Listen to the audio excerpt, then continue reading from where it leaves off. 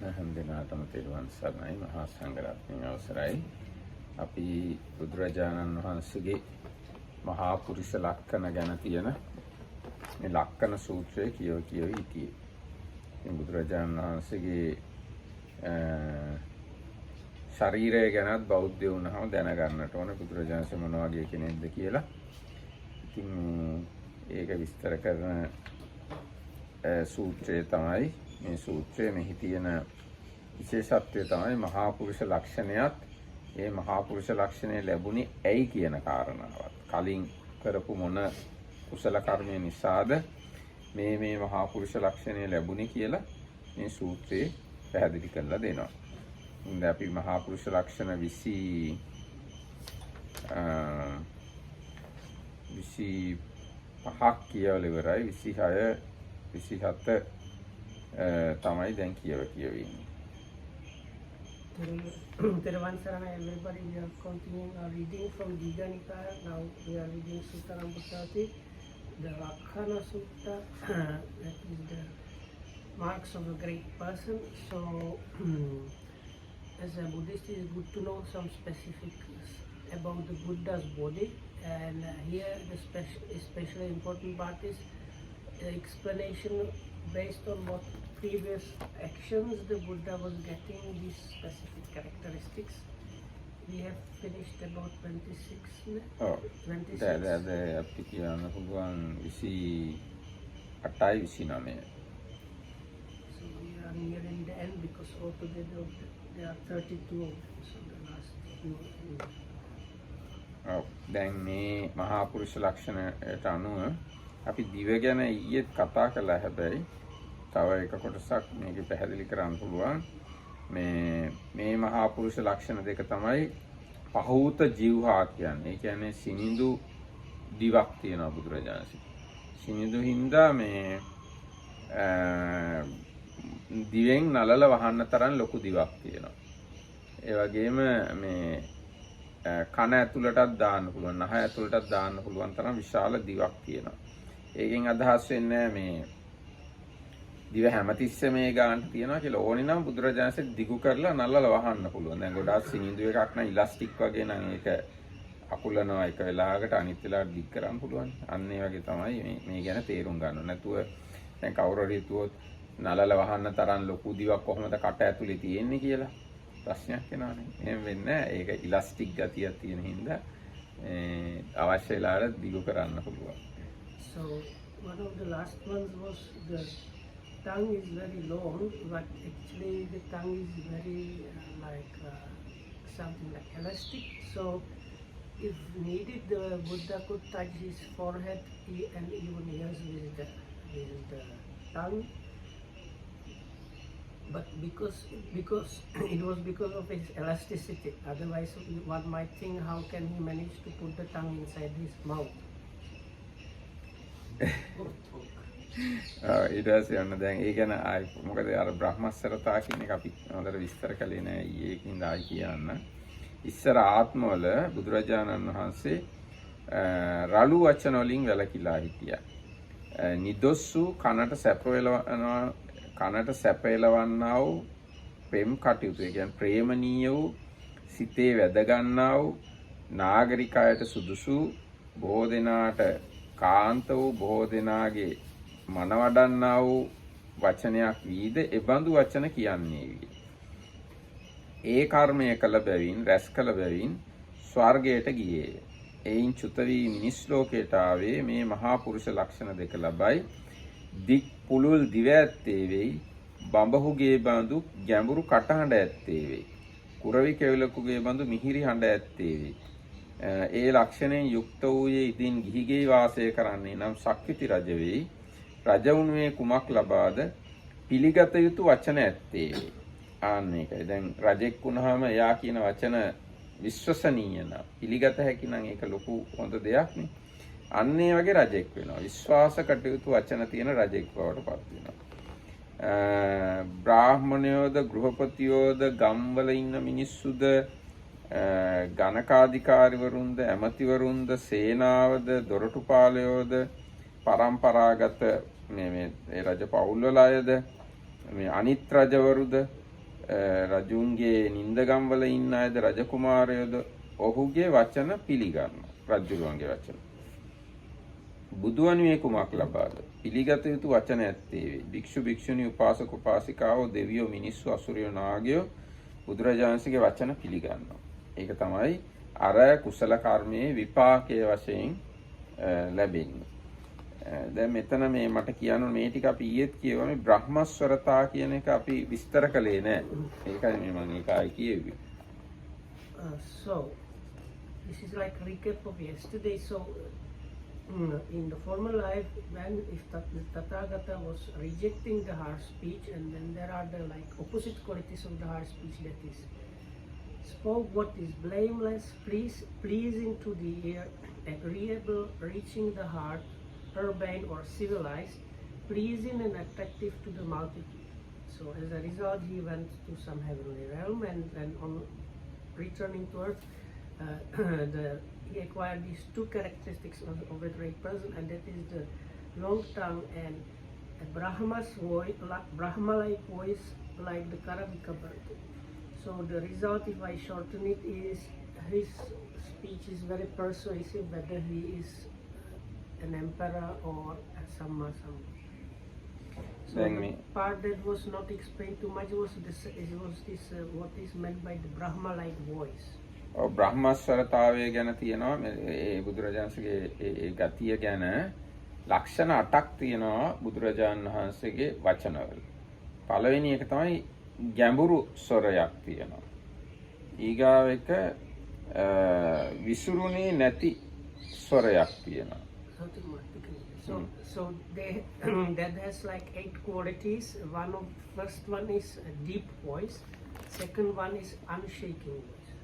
නිකන් කන්ටේන් කොන්සන්ට්‍රේටඩ් වගේ විසුරුනේ නැති ගතියක් තියෙනවා. ඊට පස්සේ මිහිරි ගතියක් තියෙනවා. අනෙක් කෙනාට මිහිරි. Third one is sweet. ඊට පස්සේ මේ අහන පිරිසෙන් එහාට සද්ද යන්නේ නැහැ. The next one is only the audience hears that, not people outside of the audience. ඊට පස්සේ මේ පිරිස කොච්චර විශාල වුණත් හැම එක්කෙනෙක්ටම ඇති මදි වෙන්නේ නැහැ සද්දේ. So no matter how many people listen, the kind of amount of the noise of the voice is good for all of them, and not too much, not too little. ඊට පස්සේ මේ කතා කර මේ අහන එක්කෙනාට හැඟෙනවා මටම කතා කරනවා කියලා පෞද්ගලික. The next one is everybody listening feels like the Buddha or the speaker is addressing them personally. ඒ වගේම තවත් බුදුරජාණන්සේගේ වචනවල ස්වභාව තියෙනවා මොන භාෂාවක් කතා කරන කෙනෙක්ට වුණත් බුදුරජාණන්සේ කතා කරන්නේ පාලි භාෂාවෙන්. ඒ අයගේ භාෂාවලින් ඒගොල්ලන්ට තේරෙනවා. And then the next one, this is still part of the Brahma voice. It is last one. maybe I'm not sure. This is another characteristic of Buddha's words. Another characteristic of the Buddha's speech is no matter what language the person speaks, the Buddha, while speaking in the Pali language, they can understand in their own language. ඊට පස්සේ තවත් බුදුරජාණන්සේගේ වචන ගැන කියනවා නම් හැමතිස්සෙම බුදුරජාණන්සේ ඇත්තමයි කියන්නේ. ඒ වගේම ප්‍රයෝජනවත් දෙයක් විතරයි කියන්නේ. ඒ වගේම සමහර වෙලාවට අහන අය කැමති දේවලුත් කියනවා, අහන්න අකමැති දේවලුත් කියනවා. Then other things connected with the Buddha's speech, that is, he always speaks the truth and something practical or beneficial, but on occasions it might have been unpleasant to the people that were listening. On other occasions it was pleasant. දැන් මිනිස්සු අහන්න අකමැති දේවල් තියෙනවානේ. ඒවා බුදුරජාණන් වහන්සේ සුදුසු වෙලාවේ තමයි කියන්නේ. So the unpleasant things, the things that people don't want to hear, the Buddha knew the correct occasion when to say that. මොනවද මිනිස්සු අහන්න අකමැති දේවල්? බුදුරජාණන්සේ කියන. So what might be the things that the Buddha said that people don't like to hear? ඔබලාට හිතන්නවනේ අහන්න. මිනිස්සු අකමැති වයසට යනවා කියලා අහන්න. මිනිස්සු අකමැති මැරෙනවා කියලා අහන්න. දැන් බුදුරජාණන්සේ කිව්වොත් ඕගොල්ලෝ ඔක්කොම මැරෙනවා කියලා මිනිස්සු කැමති නෑ. ඒක ඇත්ත වුණා. ඒ වගේ මේ දුක ගැන අහන්න මිනිස්සු අකමැති නෑ. සැප ගැන අහන්න විතරයි කැමති. So people don't like to hear that they are aging. Everybody, or the fact of aging, when the Buddha talks about it, people don't like to listen to that generally. Or death, that everybody is going to die. People normally don't like to hear that. So people like to hear that, and same for suffering or unpleasantness. So people usually just want to hear about happiness. ඒක මිනිස්සු කැමති නෑ අහන්න මේ ඇඟේ කෙස් ලොම් නියද සම්මස් ඇට ඇට නහර වකුගඩු හෘදය අපවිත්‍ර දේවල් තියෙනවා කියලා තහන්න කැමති නෑ මිනිස්සු. So it seems that people don't like to hear that the body is just combination of these different parts like the hair, skin, muscles, bones, heart, liver, and also all the other things. ඒ වගේ මිනිස්සු සමහරවිට අහන්න කැමති නෑ මරණින් පස්සේ අපායට යන්න වෙනවා පව් කළොත් එහෙම කියලා. So other people might not like to hear that after death, if you do these things, you might end up in a bad destination or in hell. ඉතින් ඒ වගේ දේවලුත් හැබැයි බුදුරජාණන්සේ දේශනා කරනවා මිනිස්සු අකමැති වුණාට. But even about those things, the Buddha talked with people. ඒවා සුදුසු අවස්ථාවේ දේශනා කරනවා. But he talked about them at the right occasion. සමහර වෙලාවට බුදුරජාණන්සේගේ දේශනා අහලා දීර්ඝායුෂ්ක දෙවිවරු අඬනවා කියලා සඳහන් වෙලා තියෙනවා. Sometimes it said that listening devas were crying. ඒ මොකද ඒ බුදුරජාණන්සේ ඒගොල්ලෝ හිතේ දෙවිවරු හිතාන ඉන්නේ අපි සදාතනිකයි කියලා. බුදුරජාණන්සේ දේශනා කරනවා නෑ ඔයගොල්ලෝ සදාතනික නෑ ඔයගොල්ලෝ ටික කාලෙකින් මැරෙනවා කියලා. ඉතින් ඒ දෙවිවරු ඔළුවේ අත බැඳගෙන අඬනවලු අනේ අපි මැරෙනවා අපි සදාතනික නෑ අපි මෙච්චර කල් හිතා හිටියේ අපි සදාතනිකයි කියලා. So some of the devas, they had the idea that they were staying in an eternal heaven, and when they hear the Buddha teaching that even them are like even they are going to die and pass away from the heaven, then they start crying and being very upset. ඒ වගේම මේ බුදුරජාණන්සේ දේශනා කරන්නේ උන්වහන්සේ අවබෝධ කරගත්ත ධර්මයෙන් ඊටාම ටිකයි. So other thing is that out of the things that the Buddha realized, he actually was teaching very small part of that. බුදුරජාණන්සේ ඇටේරිය වනයක් මැද්දෙන් යද්දි උන්වහන්සේ භික්ෂුන් වහන්සේලාගෙන් උන්වහන්සේ අතට කොළ කීපයක් අරගෙන භික්ෂුන් වහන්සේලාගෙන් ඇහුවා මගේ අතේ තියෙන කොළද වැඩි මේ වනාන්තරයේ ගස්වල තියෙන කොළද වැඩි කියලා. ඒතර භික්ෂුන් වහන්සේලා කිව්වා ස්වාමීන් වහන්සේගේ අතේ තියෙන කොළ ඉතාම ටිකයි වනාන්තරයේ තියෙන කොළ ගොඩාක් වැඩි කියලා. ඒතර බුදුරජාණන් වහන්සේ දේශනා කළා මම ඕගොල්ලන්ට දේශනා කරපු ධර්මය මේ අතේ තියෙන කොළ ටික වගේයි මම අවබෝධ කරගත්ත ධර්මය වනාන්තරයේ ගස්වල තියෙන කොළ වගේ කියලා. So once the Buddha was in a forest of trees that are something like acacias, meaning the leaves of the trees, there are like many small leaves like the acacias, something like that. So the Buddha took few of these leaves and asked the monks. මේ ඇටේරිය ගස්ද කොහෙද මේ තියෙන්නේ? But I checked the English one and it said it is kind of acacia. Anyway, the word in the Pali is sinsapa. Yeah. Sinsapa and acacia same or not, we don't know exactly. So, no, according to the point was they said because some trees have very big leaves, and this tree has like many small leaves. So this tree also have many small leaves. So the Buddha says, "What monks? What is more, the few leaves in my hand, or all the trees in the forest?" So then the monk said, the leaves in your hand is like, it's very little, it's almost incomparable.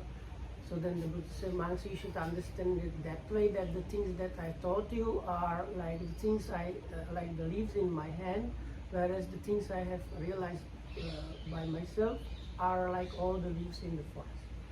ඊට පස්සේ බුදුරජාණන් වහන්සේ ඇයි මම මේ ටිකක් දේශනා කළේ අර ඔක්කොම දේශනා නොකළේ? So then the monks asked why. Not monks, Buddha asked. So the Buddha asked the monks, why do you think it's like that? That I teach you this little out of the many things I realize. ඊට පස්සේ බුදුරජාණන්සේ උත්තර දෙනවා ඒ ටික තමයි දුකෙන් මිදෙන්න අවශ්‍ය. අර ටික දුකෙන් මිදෙන්න අවශ්‍ය නැහැ. ඒකින්ද දුකෙන් මිදෙන්න අවශ්‍ය ටික විතරයි දේශනා කළේ. So then the Buddha tells them, because the few things that I teach you, they are the things that are needed for the liberation, whereas the other things, they are necessary for the liberation. ඊට පස්සේ මොනවද මේ දේශනා කරපු ටික? මේ දුකයි, මේ දුකට හේතුවයි, මේ දුකෙන් මිදීමයි, මේ දුකෙන් මිදෙන මාර්ගයයි කියන ඒ ටික තමයි දේශනා කළේ. So then he summarizes like, and what are the few things that are needed for the liberation? That is the suffering, cause, path, cessation and the path. ඔය ඉතින් ඒ වගේ දැන් බුදුරජාණන්සේ කතා කරන විදිය ගැන බැලුවාම ඔය ඔක්කොම දේවල් තේරුම් ගන්න එක හොඳයි. බුදුරජාණන්සේ මිහිරි වචන කතා කරනවා කියන එක බුදු ගුණයක් යටතේ තියෙන. සුගත කියලා කියන්නේ. සුගත කියන බුදු ගුණය යටතේට අන්තර්ගත කරලා තියෙන කරුණු තුනක් තියෙනවා. එකෙන් එක කාරණාවක් තමයි බුදුරජාණන්සේ නිවැරදිව කතා කරනවා, මිහිරි වචන කතා කරනවා කියන එක. Also, it's good to know these things because out of the qualities of the Buddha, the third, anyway, one of them is Sugata. Fourth one is translated as well born, or I don't know. Well said, Hari. No, but I'm trying to remember the usual translation. Fortunate, sublime or fortunate, but one of the meanings is has to do with his speech. That his speech is this kind of sweet words, but sweet does not mean just like buttering up somebody. But the sweet things are that what we talked of nowadays. ඒකට බුදුරජාණන්සේගේ වචන ගැන වෙන මොනවද කියන්න ඕනේ? බුදුරජාණන්සේ කොයි වෙලාවකත් තේරුමක් නැති වචනයක් කියන්නේ. හැම වචනයක්ම බුදුරජාණන්සේ කල්පනා වචනයක් විතරක් නෙවෙයි සබ්බං කාය කම්මං ඥාන පුබ්බංගම ඥානානුපරිවත්තං. සබ්බං වචී කම්මං සබ්බං මනෝ කම්මං ඥාන පුබ්බංගම ඥානානුපරිවත්තං කියලා සඳහන් වෙලා තියෙනවා. එතකොට බුදුරජාණන්සේ සිතින්, කයින්, වචනෙන් යම් දෙයක් කරනවා නම් කියනවා නම් හැම එකක්ම ඥානය පෙරටු කරගෙන තමයි කියන්නේ කරන්නේ හිතන්නේ. So this Pali stanzas, the Marakita quoted, they mean that whatever action by mind, speech or body is preceded by knowledge or understanding. දැන් හැබැයි දැන් කෙනෙක්ට හිතෙන්න පුළුවන් බුදුරජාණන්සේ අර අතට ගත්ත කොළ ටික වගේ ටිකයිනේ දේශනා කළා කියන්නේ. ඒකින්ද ඒක ටිකක් වෙන්නේ නැති කියලා. ඒක ටිකක් නෙවෙයි. මහා විශාල එකක්. අර ත්‍රිපිටකය කියලා පොත් ප්‍රධාන වශයෙන් පොත් 31ක් තියෙනවා ත්‍රිපිටකය කියලා. ඉතින් අර කොළ ටික අතට ගත්ත කොළ ටික කියන්නේ ටිකක් නෙවෙයි. මහා විශාල එකක්. ඊටසේ අටුවා කියලා තව ගොඩාක් තියෙනවා. ත්‍රිපිටකයේ නැති කොටස් බුදුරජාණන්සේ දේශනා කරපු අටුවාවල තියෙනවා. ඒකින්ද අටුවා සහිත ත්‍රිපිටකයක් කියලා මහා විශාල එකක් තියෙනවා. බුදුරජාණන්සේ අර අතට ගත්ත කොළ ටික වගේ දේශනා කරනවා.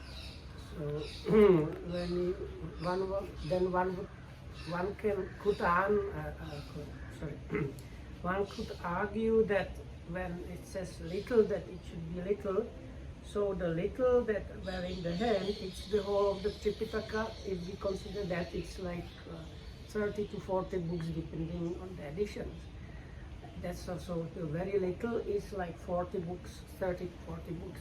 And if you consider the commentaries, where are the things that the Buddha did not say in, like that are not recorded in the Tripitaka, then you have like at least kind of, let's say, double the amount. So if you look in the library, it's like 2, 3 or 4 shelves of books. That is the very little that is mentioned as the few leaves in the head. දැන් මම නිකමට ප්‍රශ්නයක් අහනවා ත්‍රිපිටකයේ පොත් කීයක් තියෙනවද? So if I ask you how many are there books of Tripitaka? ඒ කියන්නේ දැන් මේ ගොඩාක් කල් බුද්ධ ආගම අදහන අය හින්දා ඒක දැනන් ඉන්න එපා. දැන් බයිබලයේ කියන්නේ එක පොතක්. කුරානයේ කියන්නේ එක පොතක්. ත්‍රිපිටකයේ පොත් කීයක් තියෙනවද? කිව්වද?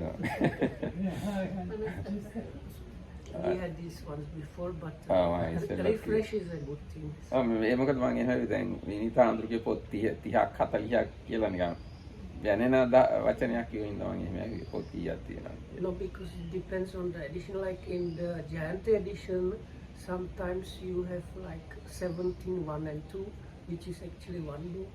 Yes. So, even though that is the way, we can precisely say this much is the number of books we have in Tripitaka. Yeah, okay. Not volumes, okay. Not volumes. Okay. Volume wise, maybe it differs according to the edition. Okay. But if you look at the real number of books, you can say one direct word. මෙහෙමයි විනය පිටකයේ පොත් 5යි. So we have 5 books in the discipline book. That's the Vinaya Pitaka. අභිධාන පිටකයේ පොත් 7යි. And 7 in the Abhidhamma. So altogether 12. කුද්දක නිකායේ පොත් 15යි. Then in Kuddaka Nikaya 15 books. ඊට පස්සේ දීඝ නිකාය, මජ්ක්‍ධිම නිකාය, සංයුත්ත නිකාය, Anguttara Nikaya 4යි. And then the 4 books of the long discourse is middle, connected and numbered, that is 4. So 31. ඔක්කොම එකතු කළාම පොත් 31යි. දැන් කවුරු හරි අහුවොත් කියන්න ත්‍රිපිටකයේ පොත් කීයක් තියෙනවද කියලා අහුවොත් පොත් 31යි කියන්නේ. ඒක හොඳට මතක තියාගන්න. ගොඩාක් අය දන්නේ නැහැ ඒ ගාන. ගොඩක් අය හිතන්නේ අර එඩිෂන් එක. දැන් අර පොත් 50 ගානක් මුද්‍රණය කරලා තියෙනවානේ. ඉතින් ඒකින්ද බුද්ධ ජයන්ති පොත් තියෙන හින්දා 52ක්. ඉතින් මේ කට්ටිය හිතනවා ත්‍රිපිටකයට පොත් 52ක් තියෙනවා කියලා. ඒක වැරදි අදහසක්. Dhammarakita says because this Jayanti, that's the red books that are used, where you have Pali and Sinhala, they have actually 52 books, but even the 52 is actually not exact volume because some of them are like 17, 1 and 2, so it's actually more close to like 59 books. 59, yeah. So, but this is wrong understanding because you have to look at the actual books. So then you have, as was mentioned, if somebody asks you, then the direct answer is 31. ඔව් අන්න එහෙම තේරුම් ගන්න. රත්තට ගත්ත කොළ කීපය පොත් 31ක් කියලා සාමාන්‍යයෙන් හිතා ගන්න. So you can think when the Buddha picks up the few leaves, it's the 31 books.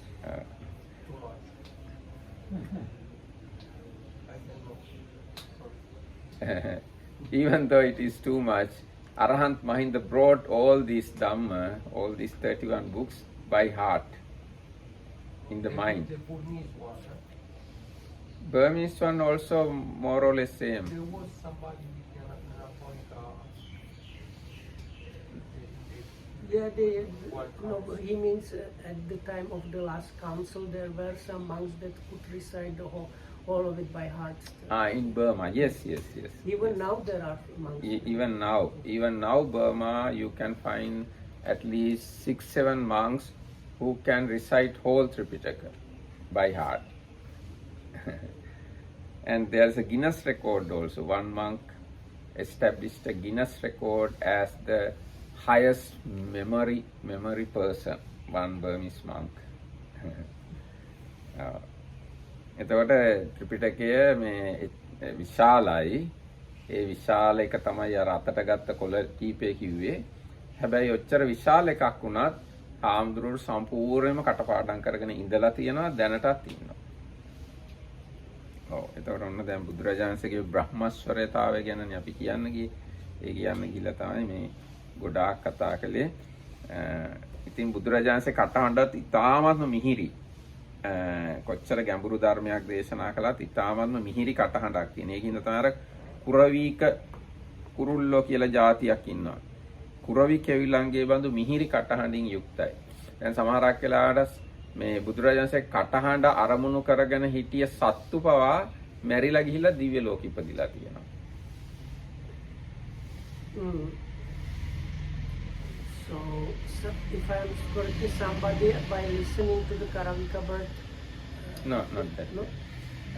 මම කරුණු දෙකක් කිව්වේ ඉස්සෙල්ලාම එකක් කියලා. බුදුරජාණන්සේ කටහඬ ඊටාම මිහිරි කරවීක කුරුල්ලගේ වගේ. So this, as was mentioned, the Brahma voice, they call it like the Karavika's bird. I think we might say like melodious, because the word sweet in English might give you a little bit wrong, because like I don't know if you say sweet for deep voice, so kind of probably melodious. Melodious may probably better.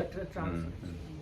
ඊට පස්සේ ඊගා කාරණා තමයි බුදුරජාණන්සේ කටහඬ අහගෙන ඉඳලා ගෙම්බෙක් මැරිලා ගිහිල්ලා දිව්‍ය ලෝකෙ ඉපදුනා. So there is a story that some frog listening, or toad, we don't know, so listening to the Buddha's voice, just by listening to the voice while dying, was reborn in a deva. ඒ කියන්නේ මේ ඒ ගෙම්බා හිටියේ මේ දැන් ගෙම්බා හිටියේ පොකුණක. ඒ පොකුණෙන් ගොඩ ඇවිල්ලා යා හිටියේ බුදුරජාණන්සේ පොකුණ ගාව බණ කිය හිටියේ. එතකොට ඒ ගෙම්බා එතන බණහා ඒ කියන්නේ බුදුරජාණන්සේ කටහඬ අහහා ඉන්නකොට හරක් බලා ගන්න එක්කෙනෙක් ඇවිල්ලා අර හරක් බලා ගන්න එක්කෙනාගේ පොල්ල ගෙම්බාගේ ඇඟ උඩින් තියලා ඒකට බර වෙලා හිටියා. ඉතින් ගෙම්බා මැරුණා. මැරුණාට අර බුදුරජාණන්සේ කටහඬ අහගෙන හිටියේ හින්දා එයා දිව්‍ය ලෝකෙ ඉපදුනා මණ්ඩුක දිව්‍ය පුත්‍රයා කියලා. So it was a frog, probably not a toad. So it was living in a pond, and the Buddha started giving namatok, and the frog came out of the pond to listen to the voice, but also a kind of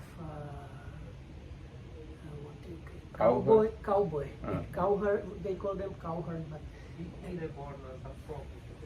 no. So the frog was listening to the Buddha on the bank, and this guy who like looks after cows and bulls, with his stick for that, he just leaned the stick on the frog and put his weight on that while listening to the Buddha, and killed the frog. But the frog was reborn as this particular Devaputta called Manduka. ඊට පස්සේ එයා ඉපදුනාට පස්සේ දිව්‍ය ලෝකේ එයා බැලුවා මේ මට මොකක්ද උනේ මං කොහොමද මෙහාට ආවේ කියලා. So then this Devata thought, why, how did I get here? ඊට පස්සේ එයා දැක්කා මේ බුදුරජාණන්සේගේ කටහඬ අහගෙන හිටිය හින්දා තමයි මාව මැරිලා මෙහි ඉපදුනේ කියලා. So then the Devata understood it was when I was listening as a frog to the Buddha's voice. So while listening to this Buddha's voice and dying, that's why I was reborn here. ඊට පස්සේ එයා ගියා එතෙන්ටම බුදුරජාණන්සේ බණ කියන තැනටම ගිහිල්ලා දැන් බුදුරජාණන්සේ තාම බණ කියලා ඉවර නැහැ. මේ බණ කිය ඉන්නේදී නෙමෙරුනේ. ආයියා බුදුරජාණන්සේ ගාවට ගිහිල්ලා වැන්දා. දෙවියා වශයෙන්. So then the Buddha was still like talking the same Dhammato. So this Devata appeared there and paid respects to the Buddha. එතකොට බුදුරජාණන්සේ අහුවා කවුද මේ බබලමින් මගේ පාද වඳින්නේ කියලා. Then the Buddha asked, who shining like that is paying respect to my feet? එතකොට ඒ ගෙම්බා කිව්වා මම මේ දෙවියා කිව්වා මම මේ ගෙම්බෙක් වෙලා හිටියේ ඔබ වහන්සේගේ වචන අහලා මම දෙවියෙක් වෙලා ඉපදුනා කියලා. මේ ඊට පස්සේ ඒ බණ අහලා ඒ වෙලාවෙ මෙයා සෝවාන්ුත් වුණා. So then the Devata said, I was a frog at the beginning of this Dhamma talk. As a frog I was listening to it and was squashed by this stick, and as a result of listening to the Buddha's voice I arose in a divine realm as this Deva. So then the Deva continued listening to that Dhamma talk and attained stream entry at the ego. Oh, ඒ කියන්නේ දැන් බුදුරජාණන්සේ මේ අපි ඒ විදිහට තේරුම් ගන්න. කියන්නේ මට තේරිච්චට බුදුරජාණන්සේ ඒ වෙලාවේ දේවතාවට මොන හරි කිව්වා තව. ඒක අහලා එයා සෝවාන් වුණා. ඉතින් ඔන්න ඔය විදිහට බුදුරජාණන්සේගේ වචන කියන ඒවා එහෙම හරිම විශේෂයි. බුදුරජාණන්සේ කතා කරන හඬ අෂ්ටාංග සමන්නාගත බ්‍රහ්මස්වරයෙන් යුක්තයි කියලායි කියන්නේ. එතකොට ඔන්න දැන් අපි ගාථා කියවමු. ගාථාවල තියෙන ටික. එතෙමේ ආක්‍රෝෂ I think we read it yesterday. Ashtanga means eight factors. ඒවට පාලියෙන් තියෙනවා Manju, සුසීර, ගම්බීර, නින්නාද We read the Gatha yesterday. ඕකේ. අන්නේ විදියට මේ බුදුරජාණන්සේගේ හඬ ගැන තියෙන නින්නාද දෙන ගතියක් තියෙනවා. ඒ කියන්නේ දෝංකාර දෙනා වගේ ගතියක් තියෙනවා බුදුරජාණන්සේ කතා. Another quality was resounding. ඊගායක අපි කියවමු. මහණෙනි තථාගතයන් වහන්සේ ඉස්සර ආත්මවලදී මිනිස් වූයේ සම්ප්‍රප්පලාප අතහැර සම්ප්‍රප්පලාපයෙන් වැළකුණේ කාලය දැනගෙන කතා කරන්නේ සත්‍යක්ම කතා කරන්නේ ප්‍රයෝජනවත් වචනයක්ම කියන්නේ කුසල් දහම් ඇසුරු කර වචනයක්ම කියන්නේ විනය ඇසුරු කර වචනයක්ම කියන්නේ සිතේ තබා ගන්නට සුදුසු වචනයක් කියන්නේ කරුණු සහිත වූ දෙයක්ම සීමා සහිතව ඉමක් කොනක් ඇතුව අර්ථ සහිතව සුදුසු වෙලාවේ කියන්නේ විය. යන යමක් ඇද්ද ඒ කර්මය කළ බැවින් මරණින් පස්සේ ස්වර්ගයට යනවා. ස්වර්ගයෙන් චුත වෙලායි මිනිස් ලෝකයට ආපුවාම සිංහයෙකුගේ යටි හනුවසේ පිරුණු උඩු යටි දෙහනු ඇත්තේ වේ. ඒ ලක්ෂණයෙන් සමන්විත වූ හෙතෙමේ ඉදින් ගිහිගෙයි වසන්නේ නම් සක්විති රජ වේ. රජ වෙනුවේ කුමක් ලබාද? මිනිස් වූ කිසි සතුරෙකු විසින් පසමිතුරෙකු විසින් නිරපිය නොහැක්කේ වේ. රජ වෙනුවේ මේ ලබයි. ඒ කියන්නේ රාජ්‍යයෙන් පහ කරන්න බෑ කාටවත් රජ වුණා. බුදුනේ කුමක් ලබාද? අන් සත්වයන්ට උපදනා පරිදි රාගයේ විසින් හෝ ද්වේෂයේ විසින් හෝ මෝහයේ විසින් හෝ මෙසේ අභ්‍යන්තරික සතුරන් පසමිතුරන් විසින් හෝ මහණෙක් බමුණෙක් විසින් එහෙම නැත්නම් දෙවියෙක් මාරයෙක් විසින් හෝ බ්‍රහ්මයෙක් විසින් ආදී වශයෙන් බාහිර සතුරෙක්ට හෝ මේ ලෝකේ කිසි කෙනෙක්ට නිරපිය නොහැක්කේ වේ. බුදු වෙනුවේ මේලා. ඒ කියන්නේ බුද්ධත්වයෙන් බුදුරජාණන් වහන්සේ පළවා හරින්න බුද්ධත්වය අහිමි කරන්න බුදුරජාණන්සේගේ තැන අහිමි කරන්න කාටවත් බෑ. Monks in whatever formal life the Tathagata, rejecting idle chatter, spoke at the right time what was correct and to the point of Dhamma and discipline and what was bound with profit. On returning to earth, he acquired this mark of a great person and that his jaws like a lion's. Being endowed with this mark as a ruler, he cannot be overcome by any human foe or opponent. As a Buddha, Samma Sambuddha, he cannot be overcome by any foe or hostile thing from within or without, by lust, hatred or delusion, by any ascetic or Brahmin, Deva, Mara, Brahma or anything in the world. This is what the Blessed One declared. එතකොට මේ දැන් මේ දේවල් වලින් අපිට ඉගෙන ගන්නත් පුළුවන් අපි කතා කරනවා නම් කතා කරන්න ඕන කොහොමද කියලා. ඒ කියන්නේ මේ සම්ප්‍රප්පලාප අතහැර දාලා කාලය දැනගෙන කතා කරන්න. මේ වචනේ කියන්න මේ තමයි සුදුසු වෙලාව. මේ වෙලාව සුදුසු නෑ කියලා අන්න එහෙම තේරුම් ගන්න ඕන. තේරුම් අරගෙන කතා කරන්න. So from this we can get inspiration what about a correct good speech in this case. So avoiding idle chatter. So we should speak something that is at the correct time. ඊට පස්සේ ඇත්තම කියන්න සත්‍යවාදී. And it needs to be truthful. ඊට පස්සේ වැඩ සලසන දෙයක්. ඒ කියන්නේ යහපතක් සිද්ධ වෙන ප්‍රයෝජනයක් වෙන දෙයක්ම කියන්න ඕනේ. And also maybe here they point to the point it should be something beneficial, good. ඊට පස්සේ කුසල ධර්මයන් ඇසුරු කරගත්ත වාචනයක්ම වෙන්න ඕනේ. And it needs to be connected with some wholesomeness. ඊට පස්සේ විනය පිළිබඳ වචනයක් වෙන්න ඕනේ. විනය හෝ සංවරය පිළිබඳ වචනයක් වෙන්න ඕනේ. It needs to be connected with discipline or restraint. ඊට පස්සේ හිතේ තියාගන්නට සුදුසු වචනයක් වෙන්න ඕනේ. මතක තියාගන්න සුදුසු වචනයක් වෙන්න ඕනේ. අහන එක්කෙනාට මතක තියාගන්න සුදුසු වචනයක් වෙන්න ඕනේ. And also it should be something that is worthy of remembering. ඊට පස්සේ කරුණු සහිත වූ දෙයක් වෙන්න ඕනේ. දැන් අපි යමක් කියනවා නම් ඒ කියන දෙයට සහයෝගය දෙන කරුණු තියෙන්න ඕනේ. Here they call it correct and to the point means probably like not like partial information probably you might say. Yeah, factual like. ඒ කියන්නේ කරුණු සහිත. ඒ කියන්නේ අපි මොන හරි කියනවා ඒක ගැන ප්‍රශ්න කළොත් ඔව් මේ කරුණු නිසායි මම එහෙම කිව්වේ කියලා කියන්න පුළුවන්. Yeah, that's okay. Factual or not like it should be the whole of the information. දැන් උදාහරණයක් දෙන්න මම කියනවා එයා හරි හොඳයි කියලා. ඉතින් කවුරු හරි මගෙන් අහනවා මොකක්ද එයාගේ හොඳ කියලා. මට මොකුත් හොඳක් මතක් වෙන්නේ නැහැ. එහෙනම් කරුණු රහිතව මම කියලා තියෙන්නේ. So the example for this is, let's say somebody asks Venerable Dhammarakita, how is this guy? And he might say, oh, he's a nice guy. And then if you ask him, why is he a nice guy? And then Dhammarakita cannot come up with any reason why that person is a nice person. That would be considered as like not complete, like not the kind of what they call this factual or to the point. ඊට පස්සේ ඊගාව එක සසීම වෙන්න ඕනේ. ඒ කියන්නේ ඉමක් කොනක් ඇතුව කතා කරන්න. කෙලවරක් නැතුව ඔක්කොම ලෝකේ දේවල් ඒකට අදාළ කරගෙන එහෙම කතා කරන්නේ නැහැ. සීමා සහිතව කතා කරන්න. It should be limited, meaning like everybody understands the limited. Like not going like talking about everything. ඊට පස්සේ අර්ථ නිස්ෘත වූ අර්ථ ඒ කියන්නේ අර්ථවත් කියන එක. It should be meaningful. කාලේන සාපදේශම් පරි අර්ථ සංහිත.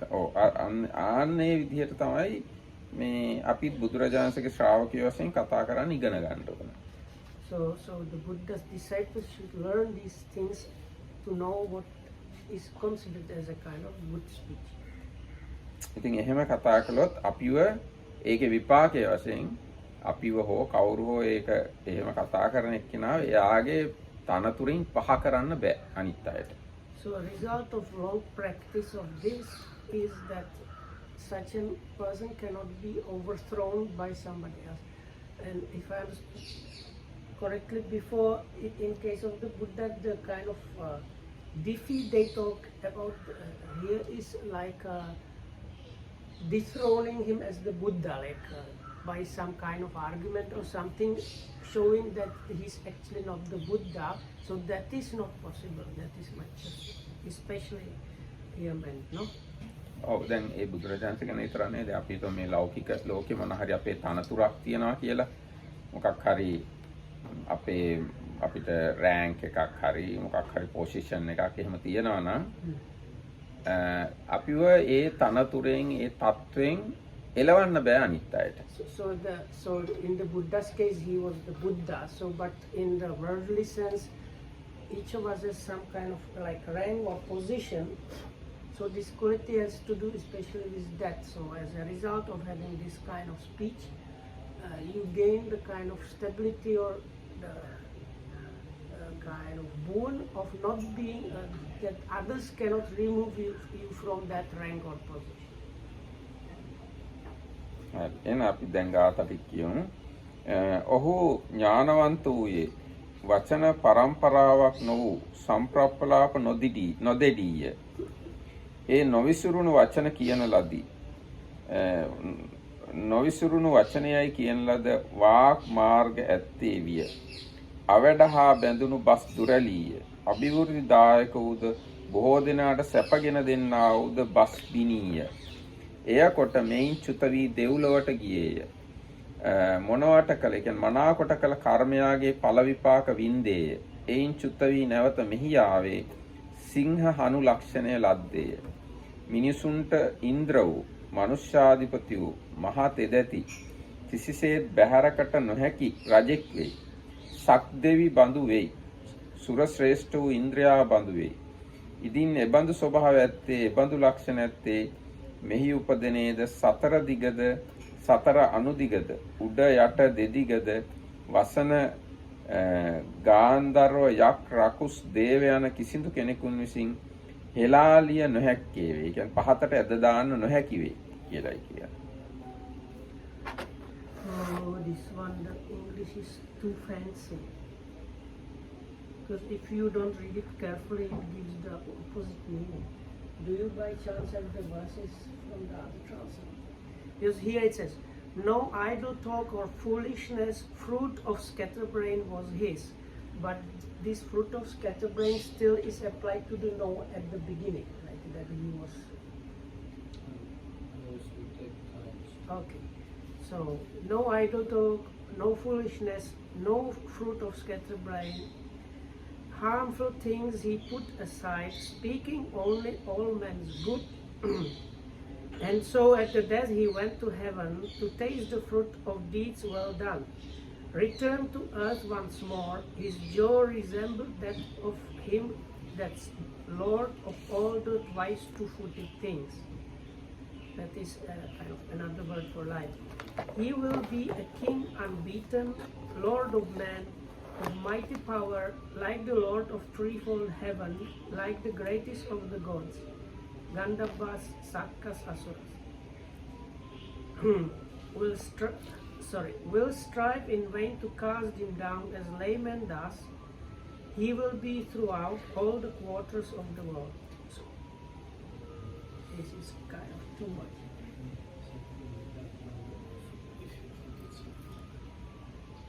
Can you read it maybe, please? So here it says, neither nonsensically nor silly, his way of speaking was never loose. He eliminated what was useless and spoke for the welfare and happiness of the people. So doing, he passed from here to be reborn in heaven, where he enjoyed the fruit of deeds well done. Passing away, on his return to here, he gained a jaw like the finest of beasts, probably lion. He became a king so very hard to defeat, a mighty lord and ruler of men. He was equal to the best in the city of the 33, like Indra, the finest of gods. One such as that is not easily beaten by hieries. I don't know what's that. Demons, spirits, monsters, or gods. If he becomes of such a kind, he illuminates the quarters and in between. So much better, I think. This. දැන් ඊගාට අපි ඊගා මහා පුරුෂ ලක්ෂණ දෙක දැන් මේ අවසාන මහා පුරුෂ ලක්ෂණ දෙක 31 සහ 32. මහණෙනි තථාගතයන් වහන්සේ ඉස්සර ආත්මවලදී මිනිස්සුයේ මිත්‍යා ආජීවය අතහැර සම්මා ආජීවයෙන් ජීවිතය පැවැත්විය. තලා කූට, ඒ කියන්නේ තරාදියෙන් කරන වංචා, කංශ කූට, රන් තැටියෙන් කරන වංචාව, මාන කූට, මිනීමෙන් කරන වංචාව, උක්කෝටන, අල්ලස්ගෙන නොහිමියන් හිමියන් කිරීම, වංචන, නොයෙක් උපායෙන් අනුන් රැවටීම, නිකති, බොරු රන්, බොරු මැණික් ආදිය දීමෙන් වංචාව, සාචියෝග, උක්කෝටන ආදිය ක්‍රියා, ඡේදන, වද බන්ධන, විපරාමෝස, ඒ කියන්නේ සැඟවී සිට අනුන් සතු දෑ පැහැර ගැනීම, ආලෝප, ඒ කියන්නේ ගම් පැහැර ගැනීම, නගර පැහැර ගැනීම ආදිය, සහසාකාර, බලහත්කාරයෙන් ගැනීම යන මෙයින් වැළැක්කේවිය. මේ කියාපු ඔක්කොම දේවල් වලින් වැළකීලා හිටිය බෝධිසත්වය. යන යමක් ඇද්ද ඒ කර්මය කළ බැවින්, රැස් කළ බැවින්, බොහෝසේ කළ බැවින්, මහත් කොට කළ බැවින්, මරණින් මතු මනාගත ගති ඇති ස්වර්ග ලෝකයට පැමිණෙයි. එහි දිව්‍ය ආයුෂයෙන්ද, වර්ණයෙන්ද, සැපයෙන්ද, යසසින්ද, ආධිපත්‍යයෙන්ද, රූපයෙන්ද, ඒ කියන්නේ දිව්‍ය රූපයෙන්ද, දිව්‍ය ශබ්දයන්ගෙන්ද, දිව්‍ය සුවඳින්ද, දිව්‍ය රසයෙන්ද, දිව්‍ය ස්පර්ශයන්ගෙන්ද යන කරුණු 10කින් අනික් දෙවියන් ඉක්මවා බබලයි, ඉක්මවා සිටි. හේ එයින් චුත වී මේ මිනිස් ලෝකයට ආවේ මේ මහා පුරුෂ ලක්ෂණ දෙක ලබයි. සම දත් ඇත්තේ ඊතා සුදු දත් ඇත්තේද වේ.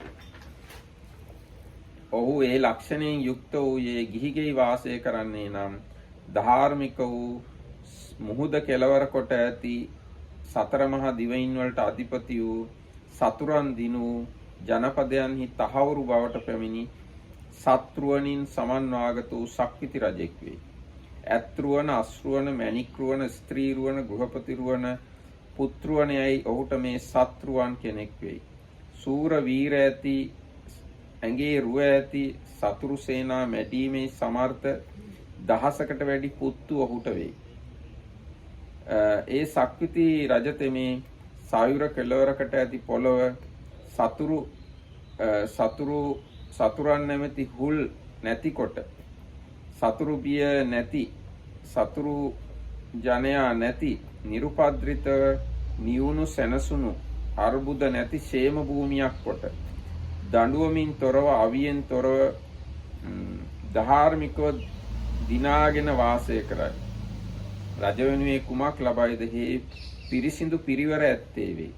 ගම් නියම්ගම් ජනපද වාසී ජනයෝද බ්‍රාහ්මණයෝද ඇමතිවරු ආදී වශයෙන් අර කිව්ව පිරිස සේනාව දොරටුපාලය ආදී ඒ සියල්ලු රජ්ජුරුවෝ දුන් සම්පත් භෝග විඳිනා ප්‍රභූහුද රජකුමාරෝද යන මේ සියලු දෙනා පිරිවර ජනයෝ ගණනින් මහත් වෙති. ආය කිව්වේ විශාල පිරිසක් ඇති වෙනවා කියන එක. රජ වෙනුවේ මේ ලබයි. ඉතින් ගිහිගෙයින් නික්මිලා පැවිදි වන්නේ නම් අරහත් වූ සම්මා සම්බුදුවරයෙක් බවට පත් වෙයි. බුදුවනුයේ කුමක් ලබාද? පිරිසිදු පිරිවර ඇත්තේ වෙයි. භික්ෂු භික්ෂුණී උපාසක උපාසිකාවෝද දෙවියෝද මිනිස්සුද අසුරයෝද නාගයෝද ගාන්ධර්වයෝද මේ පවිත්‍ර වූ පිරිවර සව්වෝ වෙත්. බුදුවනුයේ මේ ලබයි. Monks in whatever formal life the Tathagata rejected wrong livelihood, lived by right livelihood, refraining from cheating, cheating with false weights and measures, from bribery and corruption, deception and insincerity, from wounding, killing, imprisoning, highway robbery, and taking goods by force. On returning to the earth, he acquired these two marks of the great person, and that is even teeth and very bright canine teeth. Being endowed with these marks, if he keeps to the household life, he will be a wheel-turning emperor. And then it describes the whole thing, how he goes like and righteously conquers everything. Maybe I will read it again because this is the last one. Give me a second, please.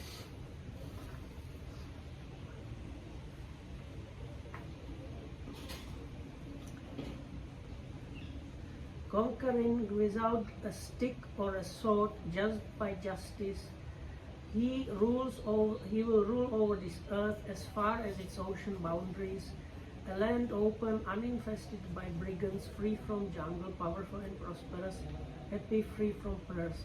As a ruler, how he will benefit. So his followers, and then all these people are mentioned, like these different householders, doorkeepers, guards, ministers, his like royal family and so on, everybody, all of them will be pure. But if he goes forth from the household life into homelessness, as a Samma Sambuddha, his followers, that is monks, nuns, male and female lay followers, and these devatas and so on, all of them will be pure. This is what the Blessed One declared. ඊට පස්සේ ඔන්න ගාථා හෙතෙමේ මිත්‍යා ආජීවය බැහැරලීය ධාර්මිකව සාමයෙන් පවිත්‍ර ආජීවයෙන් දිවි පැවැත්ම ඉපදීය අහිතද බැහැර කළේය බොහෝ දෙනාට හිත වැඩ පිනිස බොහෝ දෙනාට සැප පිනිසද කටයුතු කළේය මනුෂ්‍යෝ හෙතෙමේ නිපුණ වූ නුවණැති සත්පුරුෂයන් විසින් වර්ණිත වූ පින්කම් කොට ස්වර්ගයේ සැප විපාක විඳී ඒ දිව්‍ය සුඛ ක්‍රීඩාවෙන් යුක්තව සක් දෙවිඳුසේ වෙසසින් සුව විඳ වෙසෙයි. එයින් චුත වී මිනිස් බවට ආවේ ඉතිරි කුසල විපාකයෙන් සම වූද ඊතා සුදු වූද දත් ලබයි. පණ්ඩිත වූ බොහෝ ලක්ෂණ පාඨක බ්‍රාහ්මණයෝ රැස් වූවාහු. මෙතෙමේ දෙවරක් උපන් සම වූ සුදු පිරිසිදු වූ සෝබන දත් ඇත්තේ පිරිසිදු ජනයන් පිරිවර කොට ඇත්තේ වේයයිද.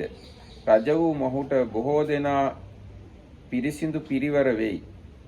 මහ පොළොව අත්කොටගෙන පාලනය කරන්නේය. අන් කෙනෙකුගෙන් මොහුගේ රටට පීඩාවක් නොවේයි. ඒ දනහුයි වැස්සෝ උනුනට හිත වැඩද බොහෝ දෙනාට සුවයද සිදු කරත්යයිද.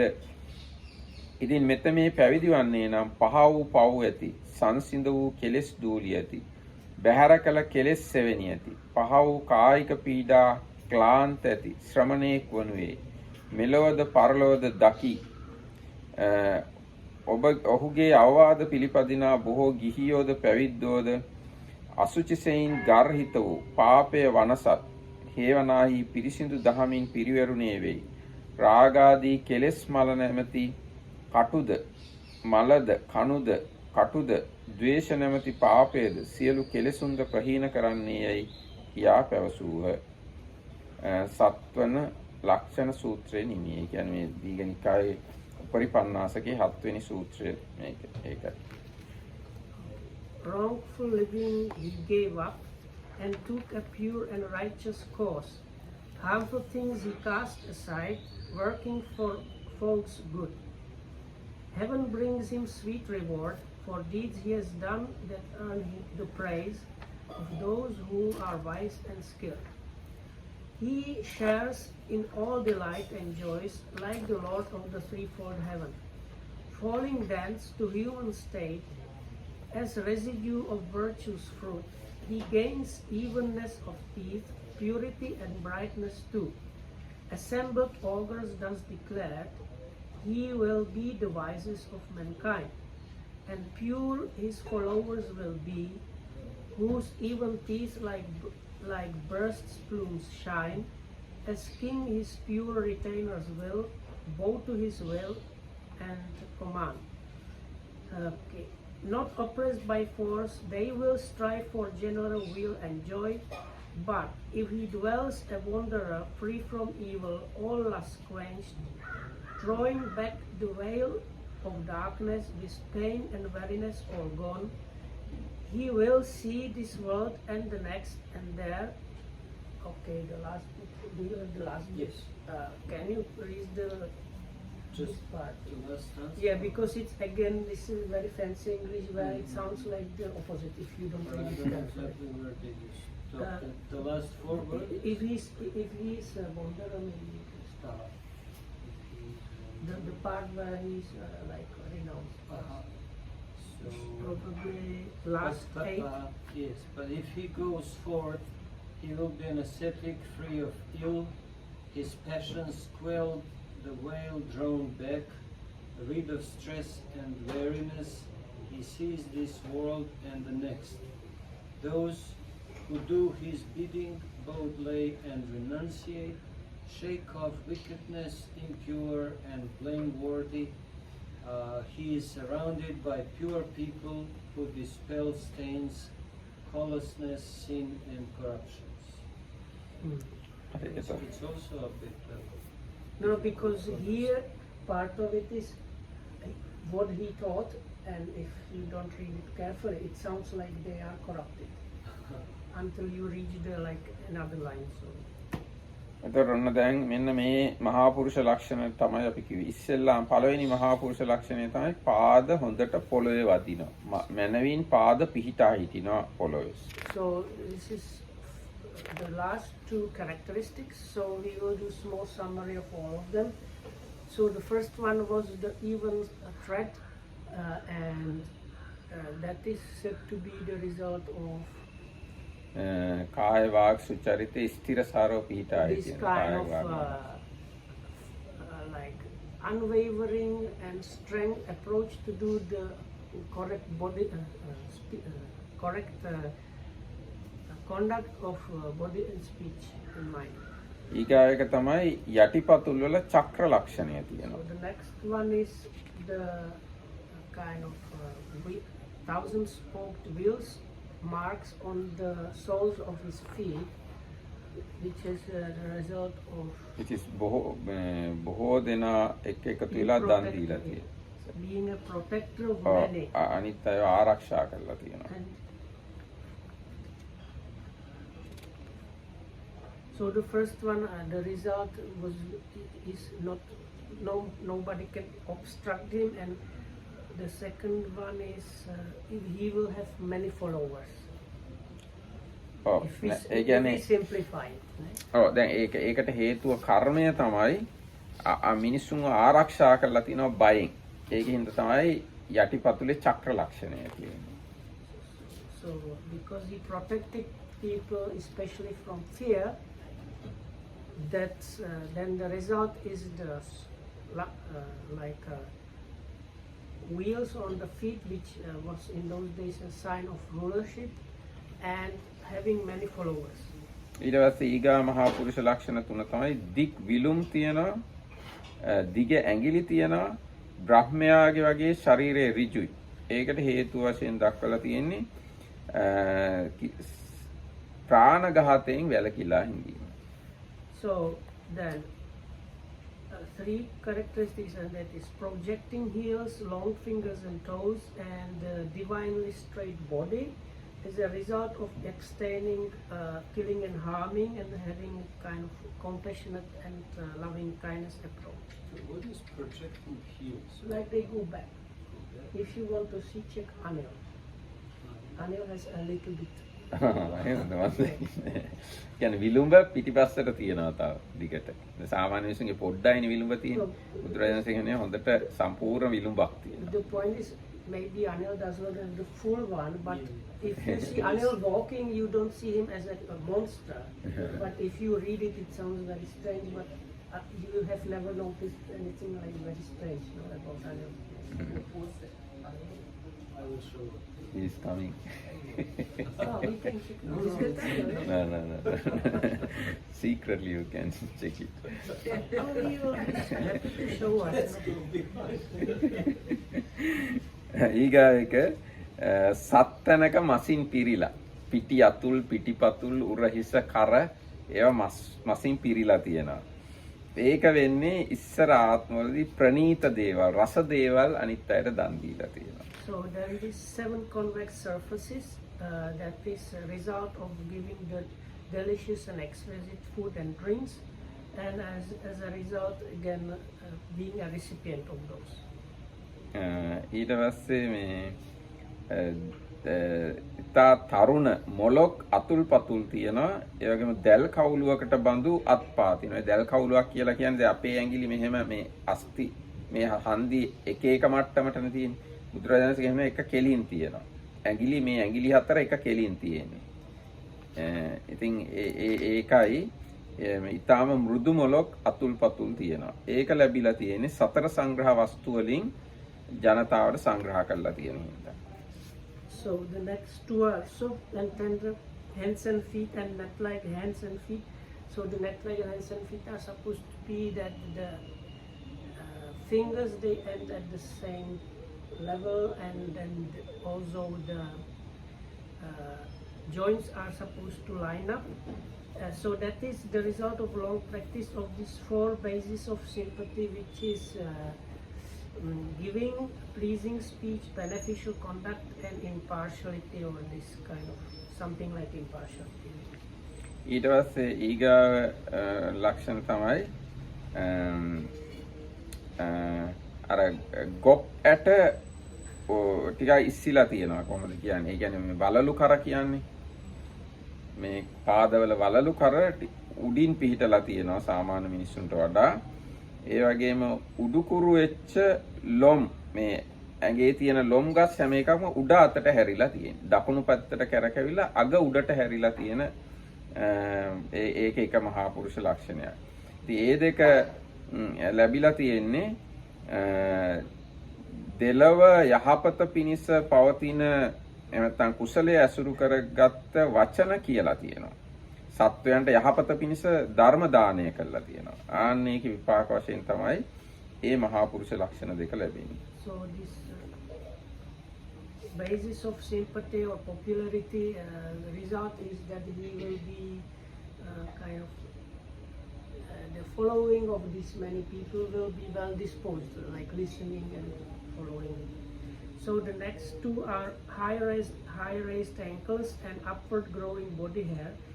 So that one is a result of speaking about Dhamma, welfare, and explaining to people what is beneficial, what is wholesome, and so on. So as a result of that, the high raised ankles and upward growing body hair, and as a result, he will be the chief, the foremost, the highest, and supreme among the renunciates. ඊට පස්සේ ඊගාකට තමයි ඒනි ජංගා ලක්ෂණ කියන්නේ. ඒනි ජංගා කියන්නේ ධන හිසට පල්ලෙහා පාද එක ගානකට පිහිටලා තියෙනවා. නේද? දැන් මිනිස්සුන්ගේ නිකන් මස් ගොබයක් වගේ තියෙනවනේ. එහෙම නැතුව එක ගානකට ධන හිසෙන් පහළ පිහිටලා තියෙනවා. ඒනි ඒකට කියන්නේ ඕලු මුවන්ගේ බඳු කෙන්ඩා ඇත්තේ වේ කියලා. ඒ ලක්ෂණය ලැබිලා තියෙන්නේ හොඳට උගන්වලා තියෙන හින්දා අනිත් අයට. කොහොමද මේ අයට මේක තේරෙන්නේ, කොහොමද මේ අය ඉක්මනට මේ දේ ඉගෙන ගන්නේ කියලා කල්පනා කරලා සලකලා බලලා ශිෂ්‍යයන්ට උගන්වලා තියෙනවා. ඒකින්ද තමයි ඒ ලක්ෂණය ලැබෙන්නේ. So the next one is the legs like an antelope's is a result of teaching others in a way so that they can quickly understand whatever he was teaching them. That is craft sciences, way of conduct, and so on. And as a result, he's quickly getting the things that befit his state as a Buddha. ඊගා මහා පුරුෂ ලක්ෂණය තමයි සියුම් සිවියක් තියෙනවා. හැම සිනිඳු සමක් තියෙනවා. ඒක ලැබිලා තියෙන්නේ මහාන බමුණන් කරා ගිහිල්ලා එක්ක දන්න කියන අය ගාවට ගිහිල්ලා කුසලය මොකද්ද අකුසලය මොකද්ද මොකක් කළොත් මට යහපත පිණිස පවතීද මොකක් කළොත් මට අයහපත පිණිස පවතීද කියලා ප්‍රශ්න කරලා තියෙනවා. අන්න ඒ ප්‍රශ්න කිරීමේ විපාකයේ වශයෙන් තමයි මේ සිනිඳු සම ලැබිලා තියෙන්නේ. So the next one is his skin is so delicate and smooth that no dust can adhere to his body. That is a result of long time association with wise people and like Brahmins and ascetics, and asking them what is blameworthy, what is not, what is beneficial, what is not, what is wholesome, what is unwholesome. So this inquisitiveness about the good kind of things and bad things for a long time brings this one, and as a result he will be the highest and gives all kinds of wisdom. ඊට පස්සේ ඊගාවක ස්වර්ණ වර්ණතාවය බුදුරජාණන්සේ රන්වන් පාටයි. ඒ රන්වන් පාට වෙලා තියෙන්නේ තරහ ගන්නෙ නැතුව ඉඳලා තියෙනවා. කාත් එක්කවත් තරහ ගන්නෙ නැතුව ක්‍රෝධ කරන්නේ නැතුව ඉඳලා තියෙනවා. ඒ වගේම සියුම් මොලොක් ඇතිරිලි කොරෝනා වස්ත්‍ර ඒව දන් දීලා තියෙනවා. ඒකේ විපාකයේ වශයෙන් තමයි රන්වන් ශරීරයක් ලැබිලා තියෙන්නේ. So the next one is golden body, kind of golden bright skin. So that is a result of never being angry or abusive, and also donating very fine clothes and like things like that, rugs. So as a result, he will receive very similarly the finest kind of clothes.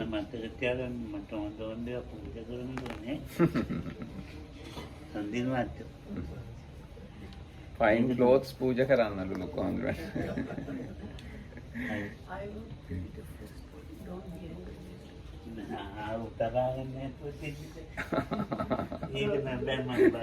Look, I will say it's impossible to be not angry, so that's why he asked them to be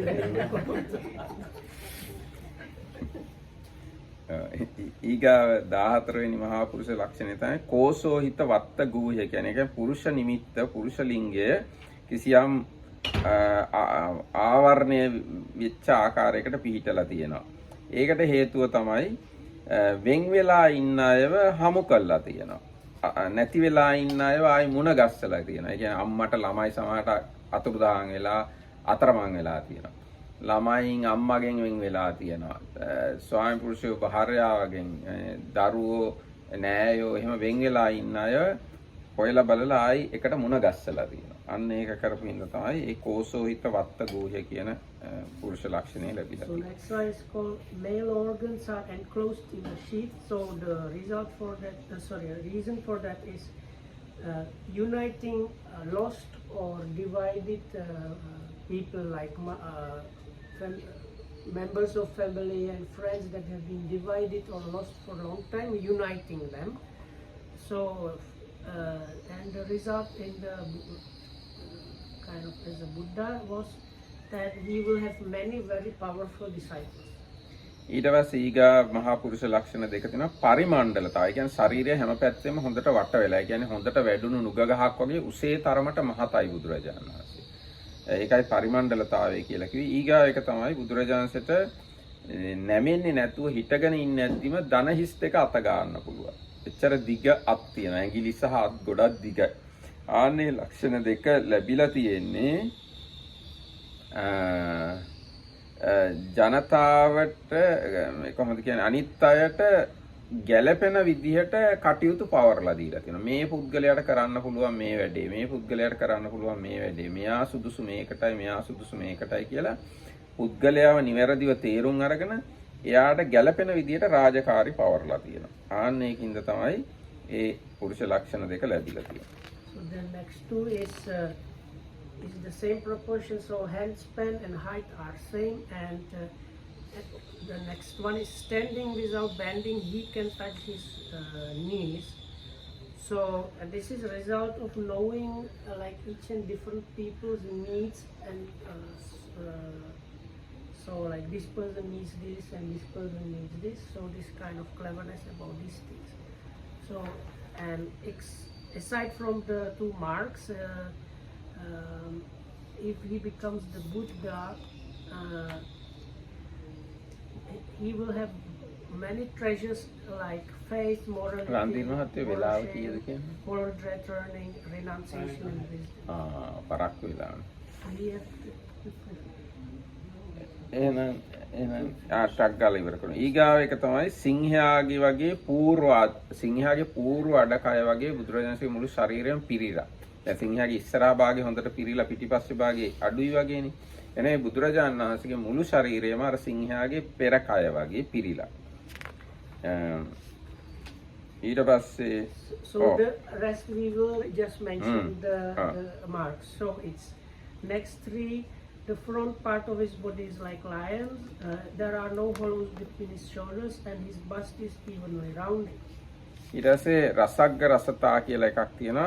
ඒ කියන්නේ මේ වළඳන දේවල් වල සම්පූර්ණ රසය උරාගත හැකි විදිහේ උගුරක් පිහිටලා තියෙනවා. Then the extremely precise sense of taste, which means also good digestion. ඊට පස්සේ අබිනීල නේත්‍ර, ඊටාම නිල් පාට සහ අලුත උපන් වසු පැටියෙක්ගේ ඇස් වගේ ඇස් බෝල පිහිටලා තියෙනවා.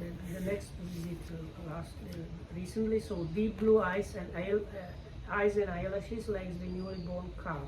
ඊට පස්සේ නලල් පටියක් බැඳා වගේ පිරිපුන් නලලක් පිහිටලා තියෙනවා. And the turban like head. ඊට පස්සේ මේ එක එක රෝම කූපේ එක එක ලොම් ගහ ගානේ පිහිටලා තියෙනවා. නලල මැද්දේ ඌර්ණ රෝම ධාතුව පිහිටලා තියෙනවා. Then body hairs are separate, each to one pore, and hair between his brows are white and soft like a cotton down. ඊට පස්සේ දත් 40ක් පිහිටලා තියෙනවා. විවර නැති දත් අතර විවර නැති දත් පිහිටලා තියෙනවා. And 40 teeth and no spaces between the teeth is the next. ඊට පස්සේ පළල් කළ හැකි ඊටාම නම්‍යශීලී දිවක් පිහිටලා තියෙනවා.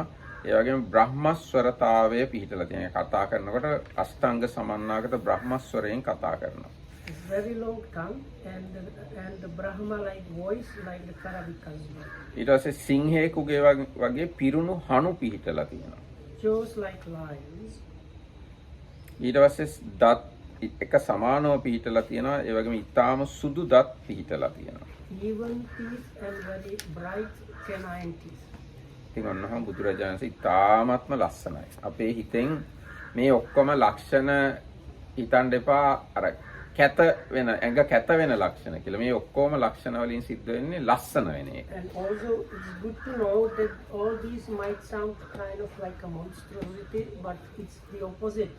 They were actually beautifying kind of characteristics. එතකොට බුදුරජාණන් වහන්සේ තමයි මේ ලෝකේ ඉපදුණු ලස්සනම පුරුෂයා තමයි බුදුරජාණන් වහන්සේ. බුදුරජාණන් වහන්සේ රජවරු අතර හිටියොත් ඔක්කොම රජවරුන්ට වඩා ලස්සනයි. දෙවිවරු අතර හිටියොත් ඔක්කොම දෙවියන්ට වඩා ලස්සනයි. බ්‍රහ්මයෝ අතර හිටියොත් ඔක්කොම බ්‍රහ්මයන්ට වඩා ලස්සනයි. He was more beautiful than all the kings, all the devas and all the brahmas.